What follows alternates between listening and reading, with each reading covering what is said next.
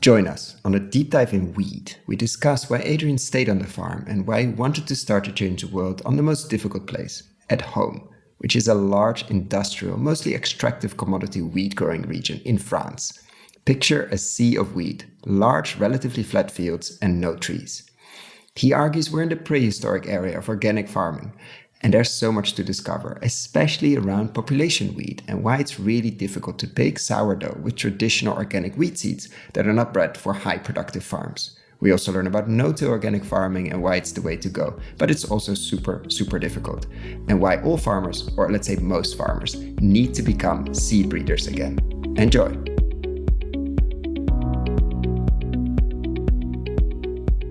This is the Investing in Regenerative Agriculture and Food podcast, investing as if the planet mattered, where we talk to the pioneers in the regenerative food and agriculture space to learn more on how to put our money to work to regenerate soil, people, local communities, and ecosystems while making an appropriate and fair return. Why my focus on soil and regeneration? Because so many of the pressing issues we face today have their roots in how we treat our land and our sea, grow our food, what we eat, where and consume. And it's time that we as investors, big and small, and consumers start paying much more attention to the dirt/soil underneath our feet. To make it easy for fans to support our work, we launched our membership community, and so many of you have joined us as a member. Thank you. If our work created value for you, and if you have the means, and only if you have the means, consider joining us. Find out more on gumroad.com/investing-in-regen-ag. That is gumroad.com/investing-in-regen-ag, or find the link below.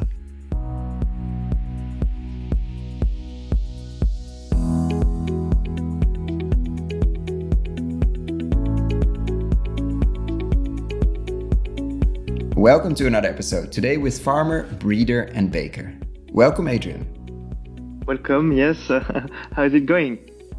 Very good. I'm looking forward to this conversation. We got an introduction through Nicola, who we had on recently when we took a deep dive into seeds. And I always ask to guests, who else should we have here? I mean, we have a long list of people we would love to interview, but it doesn't mean we're not looking for other fascinating people to unpack their stories and what they're working on Regen. And he immediately said, you have to get Adrien on. So I'm very happy that this is happening. And we always like to start with a personal question to lead into your story and to see why are you spending most of your time, and I would guess most of your awake time, actually focusing on soil. How did that happen? Were you born into a farm? How did that journey lead you to soil? Well, when you grow on farm, you are linked to the soil. That's right, but you are linked also with the social way of your parents will manage the farming job. And actually, for me, we have been very lucky because there is a really open-minded way of thinking about farming, but also the job in itself, So the link with soil for us on the farm, because it's kind of a family farm. I work with my brother, and we are always been focused on, good health. What you feel, what you eat is what you are. So good health is good food, and how to do good food. Good food. So it's really all the way of we think the farming job here is to get a good health with good products, but also a good way of being a farmer, because farming can be a very hard task for every day. You struggle with economic life, and when you want to do good quality, but also food which will be able every people to buy because it's not too expensive. You will have to do many choices to success in these targets. So we managed to reintroduce organic farming on the farm, and then we started the project. At the first was mainly to to transform the wheat and other cereals into flour and bread. And we are specialized in sourdough bread. And it's really exciting because from now on we are in 2024, and we still have a lot of things to discover about ancestral things, which are soil and also sourdough, and so life actually. So that's it. No, there's so much to unpack there, but let's take it one by one. So you were born on a farm, and we're going to go to that farm, like, let's say, visually soon. I will ask you to describe a bit where you are and also how it looks like. So everybody who's listening, maybe walking the dog or maybe cooking, etc., has an idea of where we are. Of course, without seeing video, because that's not possible. But first, you were born on a farm. In many cases, people who are born on farms try to get away as far as possible because it's not a fit. In your case, you didn't, or maybe you went away and came back. But what was the reason you and also maybe your brother stayed on the farm or took over? Because we hear often this succession is a challenge for farmers to keep or to have the next generation, let's say, to continue the farm because of all the challenges. What made you take on that challenge or that opportunity? What made you stay? Yeah, so actually we left the farm.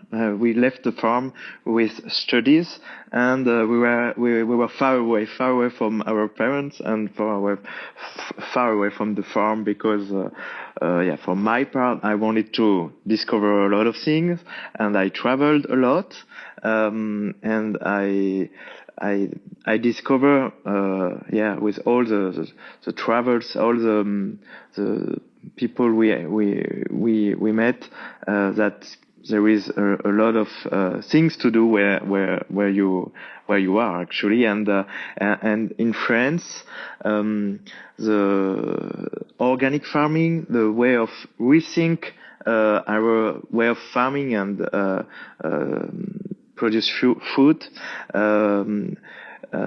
It's mainly down from 20 years ago. It was done in specialized areas where there were some initiative, cultural initiative. And in our on our farm, we are located on a farm in a very crops area. It's big fields, no trees in the fields, cereal fields.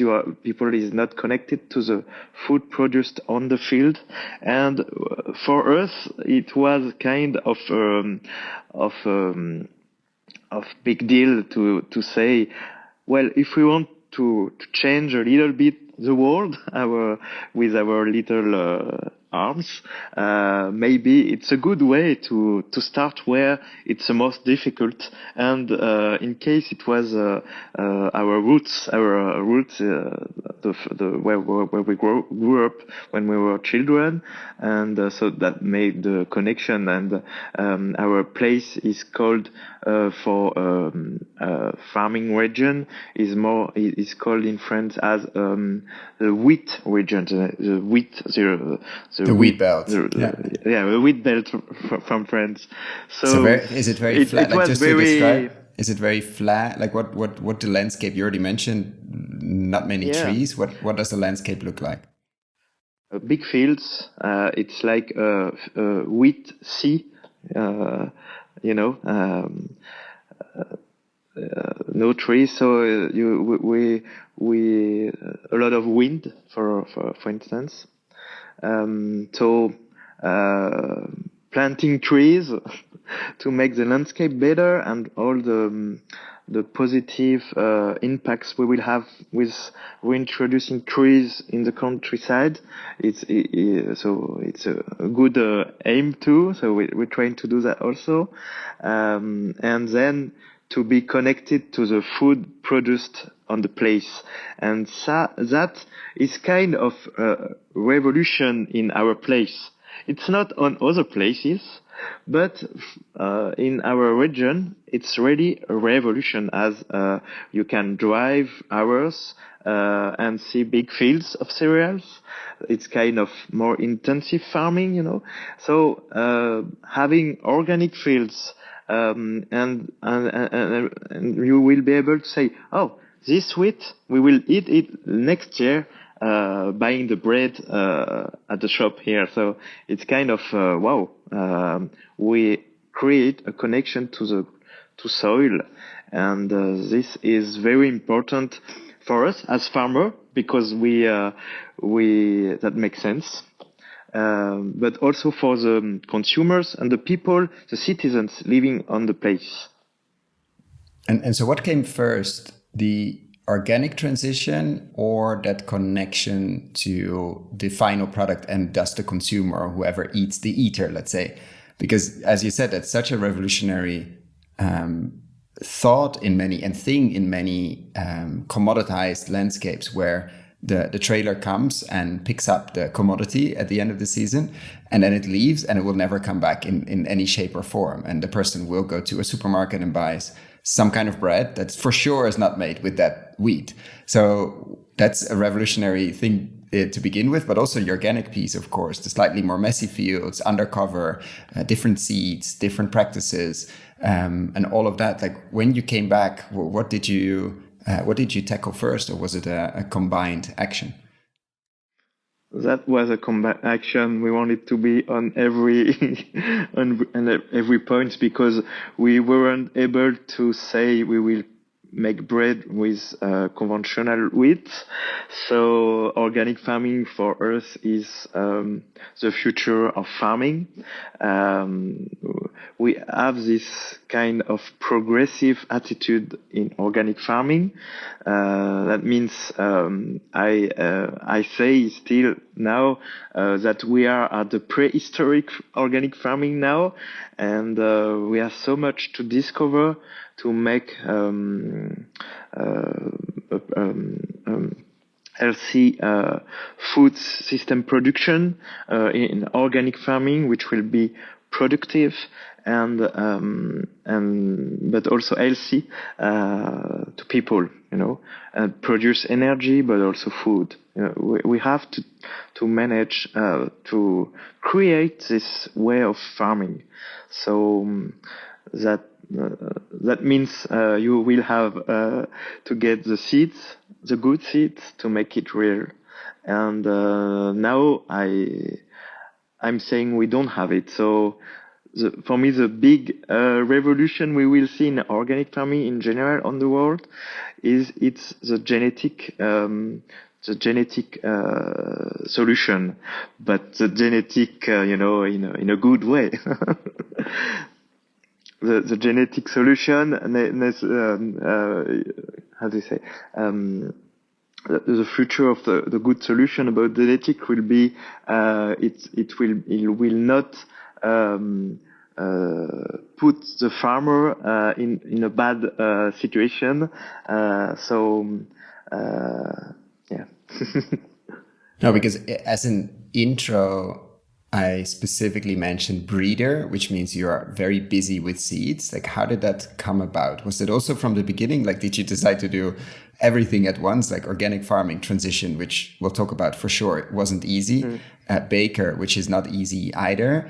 And breeder, like, how did the breeding piece? And if you say it's not there yet, just for people to understand, like, how difficult is it to get good seeds as an organic wheat farmer in this case? Yeah, well, it's a kind of really pragmatic situation. We decided to do organic bread from sourdough, and now in France, when you want to buy wheat variety, you will find some suitables from organic farming. But not exactly for sourdough processing of bread. So a lot it came of people, from a quality focus of you. Wow. Yeah, but about technological processing. not only about way of thinking, So a lot of people, a lot of baker in France working this way, bread, will say, oh, you will need some ancient varieties, ancient wheats. We are lucky because in France there is a lot of different ancient wheats we can still find, but we tried here the different varieties we could find. And the problem is we have kind of a good soil here, so the ancient varieties are not suitable for making production in good soils because they will fall down or they will have diseases. And so the ancient wheat are good in a way for the processing, but for me they weren't good for the agronomic aspects, but also and mostly for the big deal that organic farming has to feed people. So we have to produce, So the idea came really quickly with this conclusion: we don't have the good genetics. We will have to create it. So the fact is, on the farm, my grandfather used to work with a breeder, a wheat breeder, and at the beginning of the 20th century, all the breeders were farmers. And now all the breeders are multinationals, big company. So the economic benefits the company would find in a breeding project like this will be nonsense, because there is not a lot of money to do with that, because it's a niche market, it's a little market. So the only way to find solution, actually, I think, is that the farmers restart to be the breeders, because they know their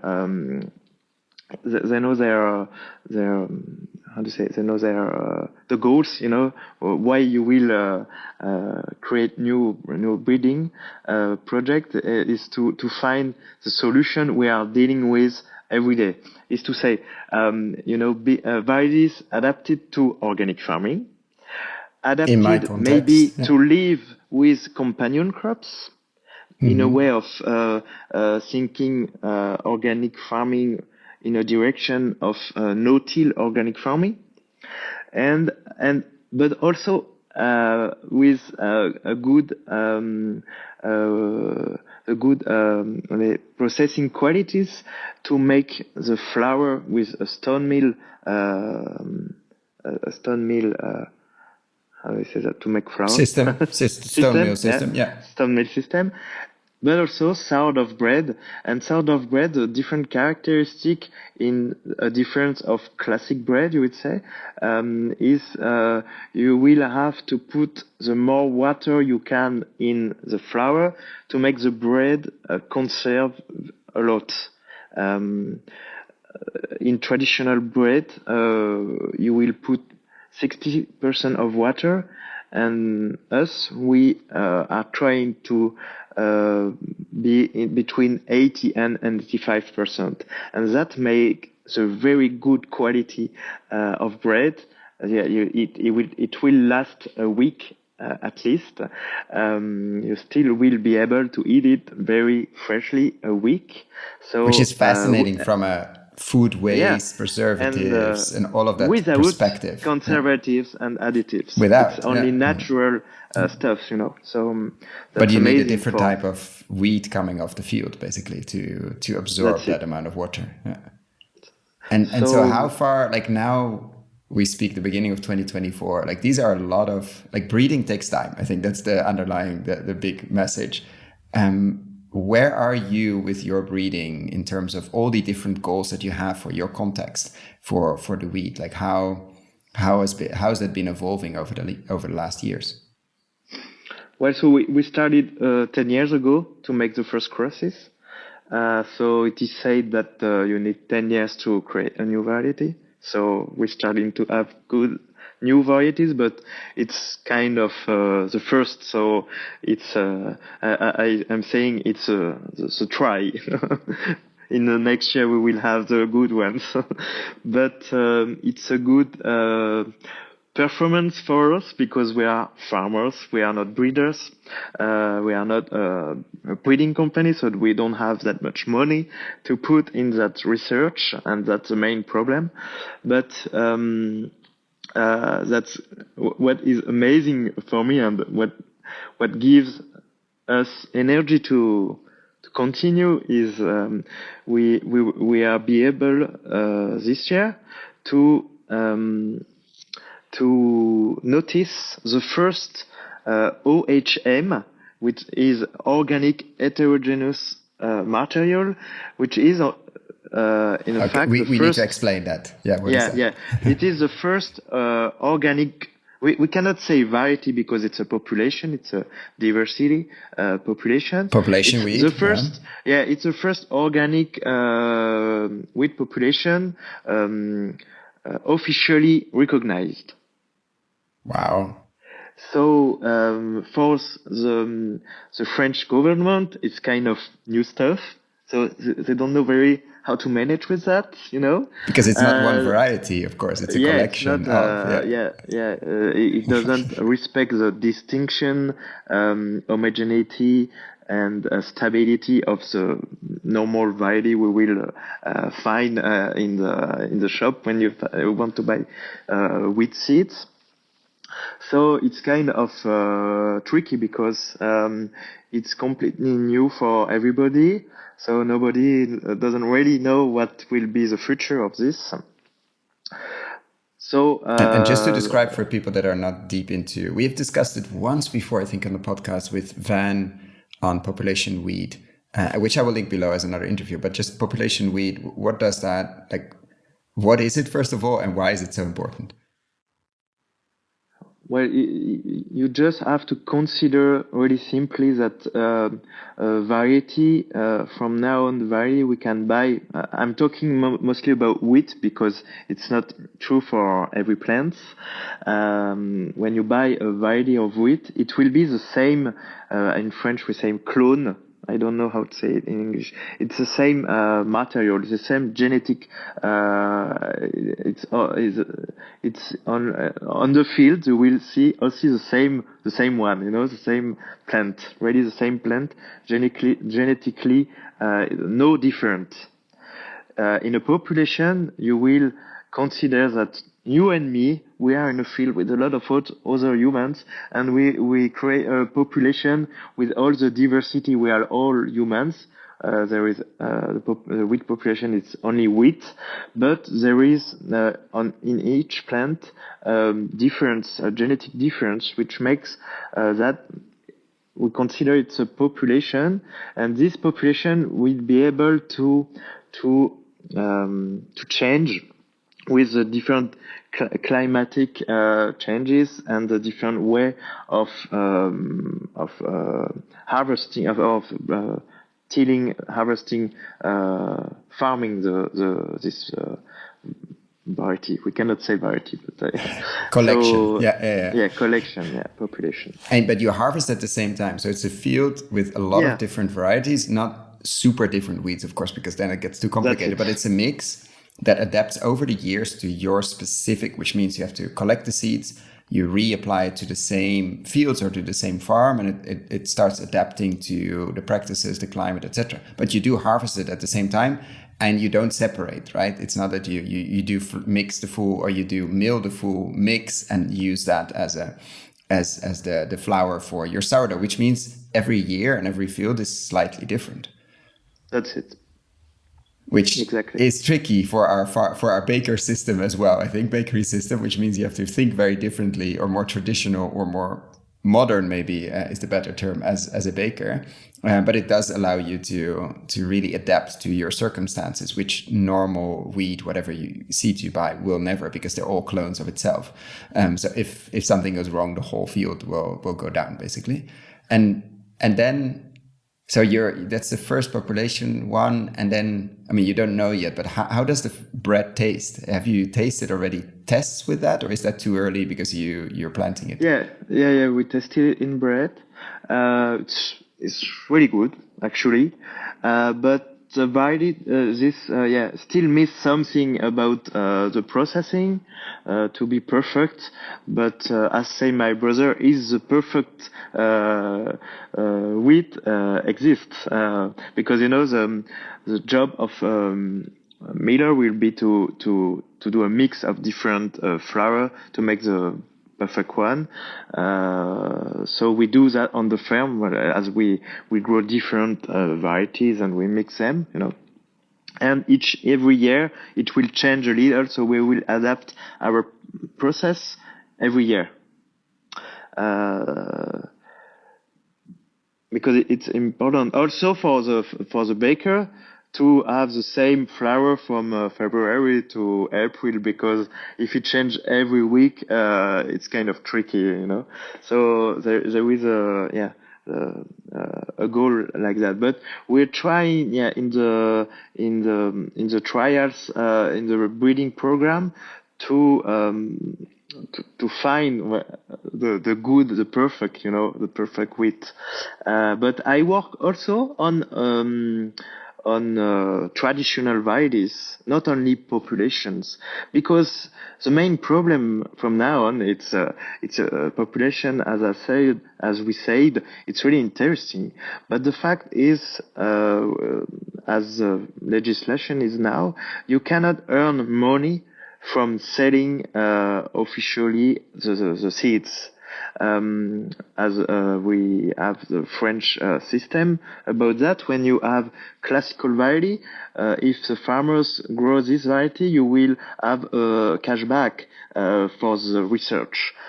From this population, you cannot have this cashback. So we have to find a new way to finance the breeding program. And that is very complicated, because we have to find a new way of thinking, a new way to be connected to the product. The aim would be that the final consumer will pay for the research efforts we can do, because the bread is good, So we have to find a way to make people understand the need of breeding program. But when you talk about breeding, people will say GMOs in the first word. So it's a really hard task to make people educated to this way of thinking, and it will be very difficult.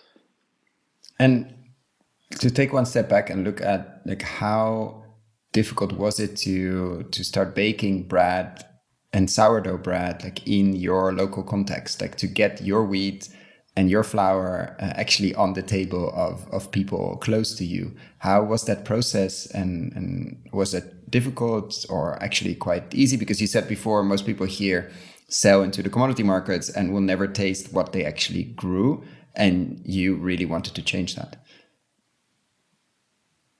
Yes. Can you explain more the question? How difficult was it to get your flour into a bread form into your local community? How difficult was it to start baking with that? Did you have to find a baker? Did you have to start the baker? Did you have to become the baker? What was the journey to get bread on the table? I started with my brother, and my brother was a baker. So now we started 2 people. Now we are 15.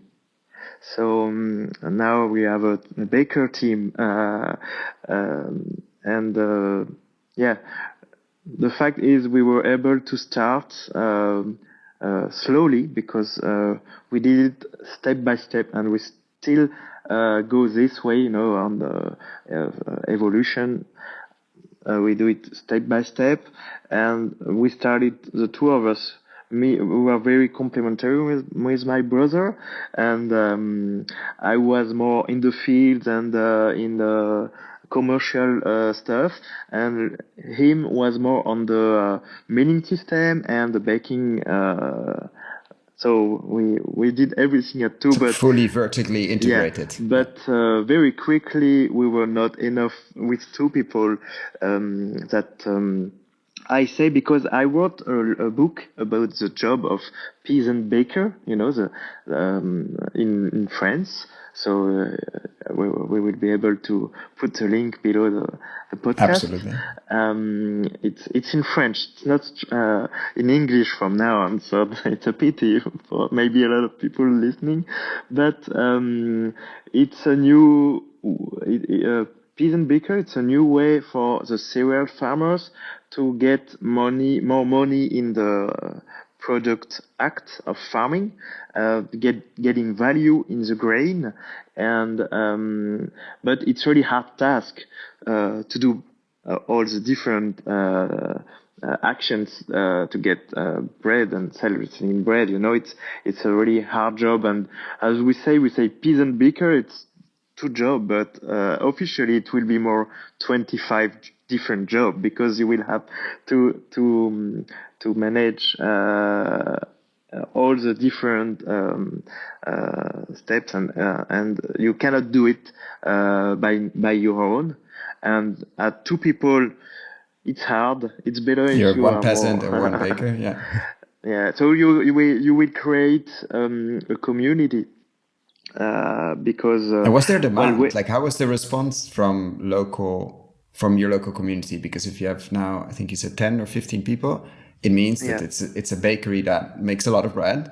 Was it difficult to sell that bread locally? For sure, not cheap, really good quality, but not as cheap as some supermarket bread you will find. That's it.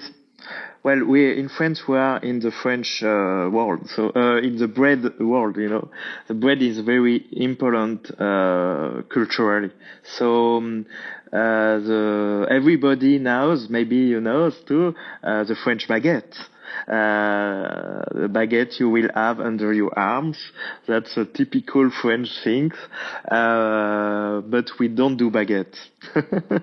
So it was hard at first to get people in our world, in our way of thinking. Why are you not doing baguettes? Why are you not doing baguettes? It's really simply because when you do sourdough bread, the best sourdough bread you will find, it will be the bigger. The bigger is the bread, the more conservative you will have, the more tasty you will have.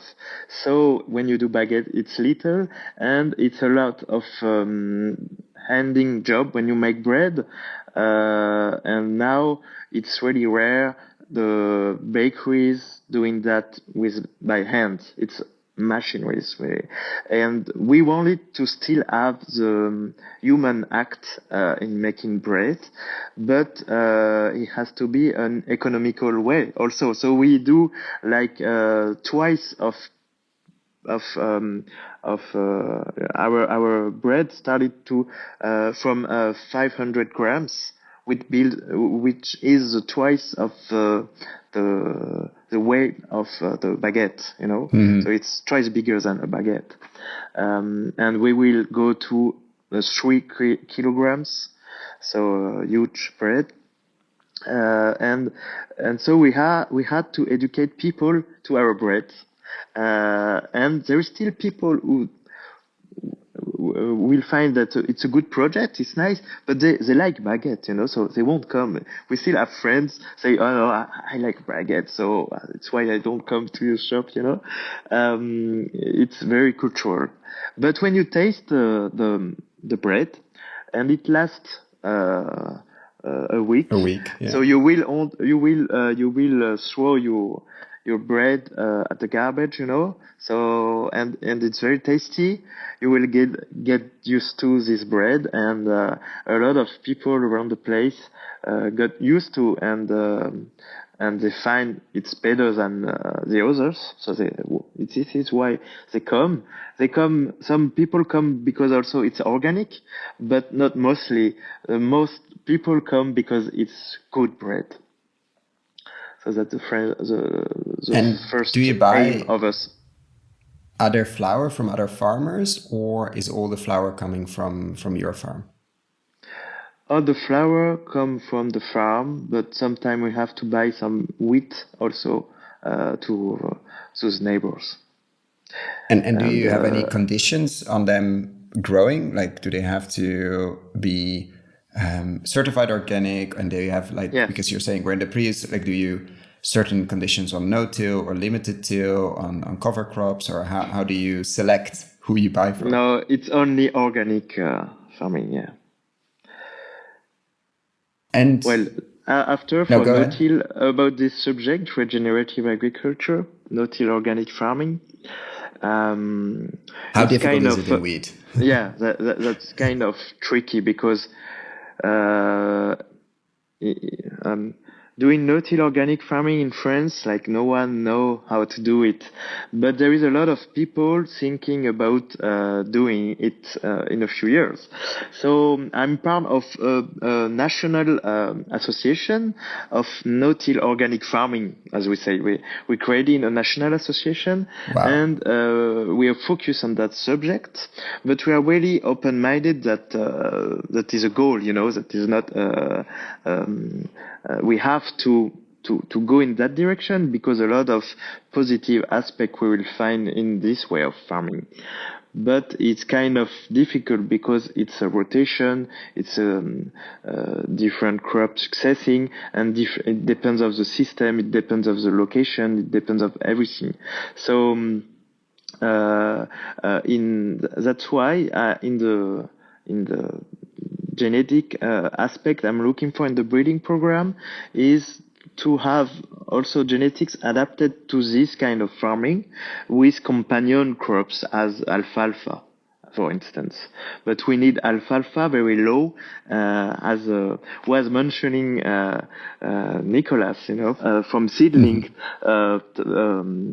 worked a little bit on that subject. Also, it's how to find a good cash crop living with companion crops in order to be successful in a no-till way of farming. That's it.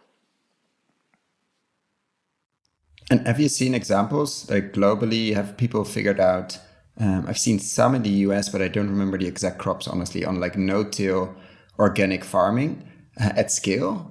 Like, do you, as a working group, like, are you, as an association, are you Googling, searching, like who has been using what kind of machinery, or where in the world can we find inspiration? Yeah, for sure. On this and bring it to France? We're trying to be linked with more people we can. Like, for instance, this year we were organizing the French National Day of No-Till Organic Farming 2 weeks ago, and there were people from CETAB from Canada coming, and we had a lot of exchange, and it was very tremendous, because also there were people from other European countries coming, and it's a new way of thinking organic farming or thinking farming, and it's so passionate. And it's so difficult that we have to find the good way to have collective intelligence to make it real. And what is kind of tricky, there is the machineries which are very important in focus to success in this way of farming, but also the genetics. And the problem of the genetics is what we said before. There is no many companies working on that subject, so it's tricky. That's why, as a farmer and with my project, I'm trying to focus on that, because every year, this question comes back. The question of, we have to do that, but we don't have the plant which will be able to do that, as the alfalfa not selected for making hay or making grass to feed the cows, but also alfalfa selected to be a good companion for the wheat production. So we have to rethink all the farming system, for in order to success in that goal. Yeah, listeners cannot see it, but I can see Adrien really smiling and lighting up of the challenges ahead, but also the number of discoveries that you're going to have. Like, this is the prehistoric times of organic, as you mentioned yourself. And there's still so much to discover, which is not discouraging you, but it's actually making you enthusiastic, because I can see that you're like, how do we find the right companion? How do we select for the right genetics in alfalfa that makes sense with the wheat? And it will keep you busy for a lot more years. And and it's one of the produce wheat to feed the world, and Yeah. the organic farming will feed the world. There is so many solutions that it's amazing that we are still focused on things which will cost a lot of money to the society. As we have a lot of solution we can develop, which won't cost a lot of energy and a lot of economy to success. It's not that hard. It's kind of easy, actually. You just have to put the good goals on the good financial way of financing it. It's not but it's so it's kind of revolutionary, because as in France, because we're speaking about France now, there is only a few people thinking that way. For a lot, it's not possible. And that's a perfect bridge to some questions I always like to ask around investing and around how to put money to work. So let's say we'll do this conversation live in a nice theater in Paris, and the room is filled with the who's and who's of the financial world of France. And they're either investing their own money, or they're investing other people's money, like for pension funds and other investment funds. Of course, they learned a lot today, and maybe they will taste later the bread you've made, etc. But if there's one thing you want them to remember, because we only have a small attention span, if you want all of these people that work daily with putting money to work, if there's one thing we want to plant the seed in their mind, what would be that one thing? That's really a tricky question. What should they know about your work? What should they absolutely remember when they walk away from that evening? Apart from bread can taste amazing and population wheat, etc. But what should be in their minds that they should absolutely not forget? That the future is belong us, and we have to rethink agriculture, rethink to make to have the good seeds, and with the new goals, Move the goals of the system. I think and flipping the question, what if you would be in charge of €1 billion? So a lot of money. I'm not looking for exact euro amounts, but I'm thinking, what would you focus on if you had to put that to work, if you had to invest it? Would it be machinery, seeds, both? Like, what would you prioritize? Human also, because what we are considering in this association I talk to you is that no-till organic farming, if you go that way, because it will answer a lot of big question of the world, will be that every farmer is a local situation, is unique, So the farmer is the main tool to make the change. But as a farmer, we cannot have a lot of money to make research program on each farm. So it will be more to reconsider the farming job as a farmer. In the next year, the farmer will be part of the solution, because it will be also the research people and the producer people. So we have to reconsider the farming, the farmer job. That's the first things. And maybe not considering that all food system is an easy way of industrializing things. It's complex, and we have to consider it's complex, and the solution will be found locally. So we have to connect people to food, to local food, and everything can after be afterwards. Each small actor, each local solution will be the future. So it's hard to answer to this question, No, but I think the focus of putting the farmer first as the context, we always keep hearing in regenerative approaches, the context is always different, and the context is fundamental of every farm, and how to turn almost every farm, but maybe every farm almost into its own research center, because every farmer who starts on this journey wants to experiment a lot, but can't in many cases because you just don't have the time, the budget, the money, and the resources. So how to enable them, but also how to enable to not profit from it, but somehow make economic sense out of the research and development is maybe through seeds, maybe through machinery, maybe through food, obviously, because we have to produce quite a lot of food over the next decades. I think it's a very interesting angle to this question, which we haven't heard. We've heard education, and we've heard investing in land and investing, but not this. Like, okay, how do you do research on almost every farm and make that possible?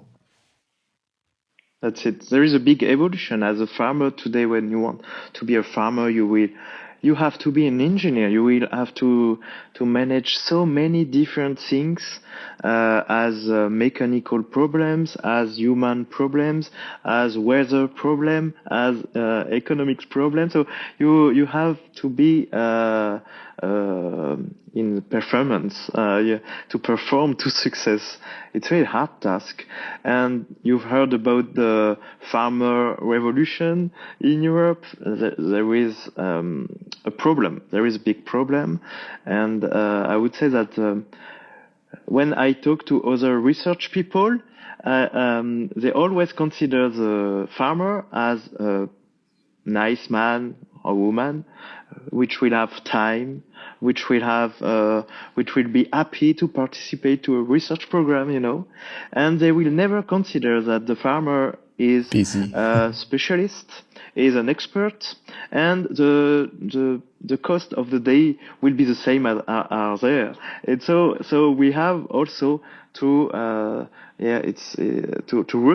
reconsider, as I say, the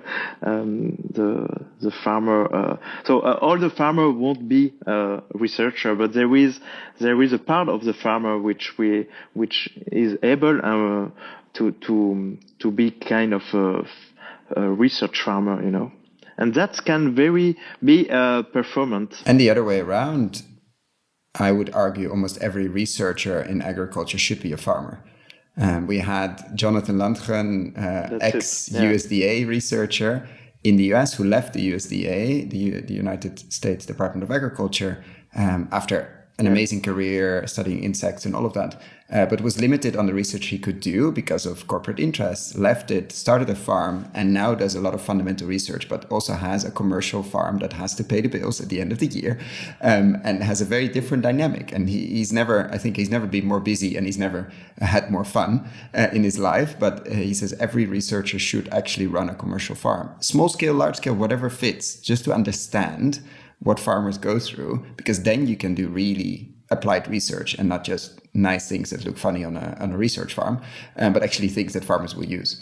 So I would add something there. All farmers, or not all, most farmers could become part-time researchers, and most researchers should probably run farms as well, just to understand each other in a better way. And we always like to ask this magic wand question. It might be connected to this, maybe in a different way, but if you could change one thing, and only one thing, overnight, what would that be? There is not only one thing to change. That's usually the answer here, but let's try to keep it to one or two. Could be huge dreams, from only population we eat everyone, global consciousness. We've had all kinds of answers. Like, feel free to dream.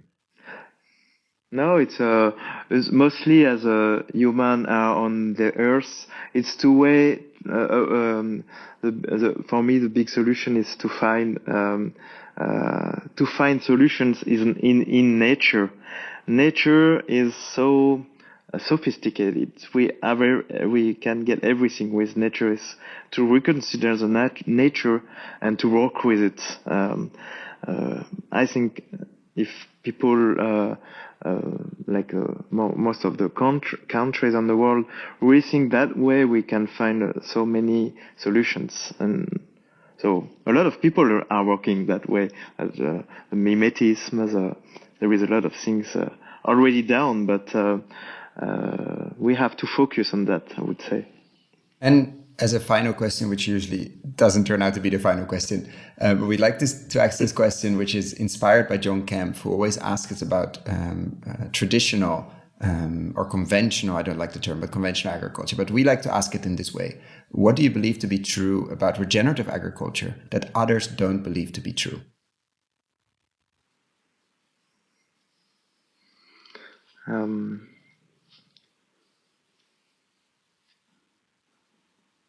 Well, what is true, I would say, is that there is a lot of capacity to work with nature, because nature work well together. The plants, the insects, all the animals in the ground. Regenerative agriculture is able to make nature working for us.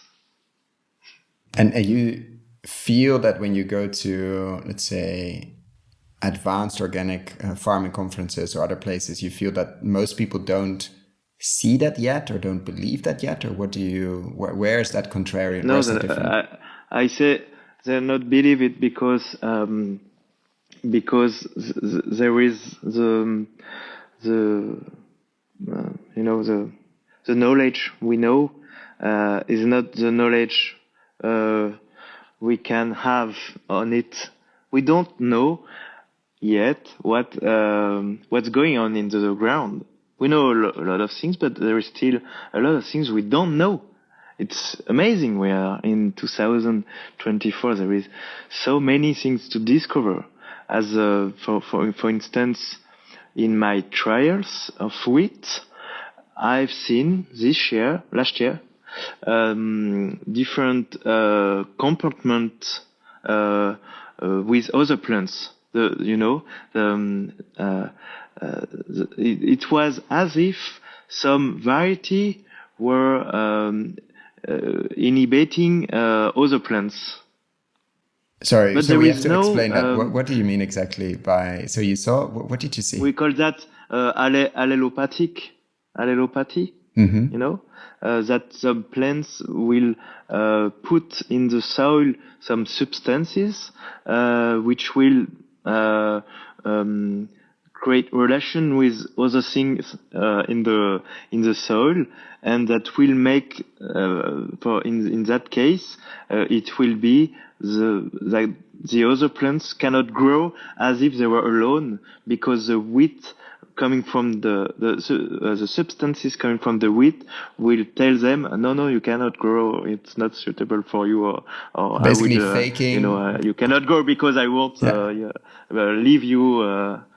Creating it. So there is a lot of interactions, and from now on, we can say that we have a lot to discover. Absolutely, and so this triggered actually a question. Which that's why I warned this is not the final question. When you started on this journey, when you took over the farm with your brother, and like how not only practically was difficult the transition, but also with your parents and also with the local community, like starting in let's say an organic desert, there's not much organic farming around you. Like how did you deal with that transition phase and being the quote unquote weirdo or different person at the beginning? I mean, now you have a successful bakery, people taste your bread, all of that is now it's different, but 10 years ago or plus, how was that at the beginning to step so far out of the normal line? Uh, it wasn't that hard because we were convinced that it will work, because we just apply what some other people did in other places. We were kind of revolutionary in our place, but we just actually copy and adapted the system to our place. The fact is, we are mainly the only ones in France really intensive on every point, because we are different people, passionate people on the farm. We managed to be a team, and so we can be successful in that. But we only put passion in what we do, and that actually makes the difference, I would say. And have others like around you seen the success and the steps, and have they joined or have they made steps as well? Like how is your impact has been, let's say, beyond the hectares that you farm? Yeah, actually, when we started organic farming with my brother, there were other farmers in organic farming which have started like 10 years before us. So we kind of continue the organic farming development in our place, and now there is a lot of other organic farming. And so that we are be able now we are building a new place for having a shop with only organic local products. So we weren't be able to do that 10 years before, but now as you know, there is a kind of boule de neige, like you know, the snowball. It's getting bigger and bigger because it's just the way of it. We are. And has that changed your like not how easy it is, but has it because sometimes you hear of the pioneers, especially in a local context, can be quite lonely being the pioneer. Has that changed because others have joined you, let's say, on the journey? And you can discuss these things, let's say, in the local bar, in the local of course, your bakery, but in local context, and not just always be the different and weird one. Well, yes, that's right. All the people buying the bread, that makes a lot of people talking about that in the Sunday when you share a meal with friends. So from year, you know, from the time is passing and the solution is here. The products are good, so other farmer will find a way also to find a goal in their job, but other that are not interested in that. It's like when you ask to a cereal grower to put animals on the farm, it's kind of another job. It's like going in organic farming as a conventional farmer, it's kind of another job. And when people say, this farmer should do that, I answer, yeah. And do you come by bike to your job? Or do you have still your car, you know? So the change is the same. So you cannot tell people to change. Everybody is able to change as he is able to do and as he wants. The goal is to make it possible, and more people making that possible makes a change on the global. But it has to be also economic, healthy system, and that's the main point, and that's why a lot of farmers are in the street by now in Europe. It's harder to earn a living now from farming than before, maybe. We don't have the visibility, so it's But you cannot change your farming system like that. It's really deeply different job. So it's not coming along alone, and all the society have to support to buy the products. That's the main goal, I would say now. To get the rest of society involved as well, and to enable you to do the research and to pay food. That's a problem, because now we don't want to pay food. We don't want to pay for food, no. And do you see that the health angle? I mean, that's a whole different podcast. Let's wrap up here before we get into another rabbit hole or two. I want to thank you so much for taking the time in your very busy agenda to come here and share the work you do. Of course, thank you for the work you do. And thank you for a deep dive into wheat, into bread, into sourdough, and why you are not baking baguettes, which I think is enlightening for many people. So thank you so much, and have a great rest of your day. Thanks, and bye.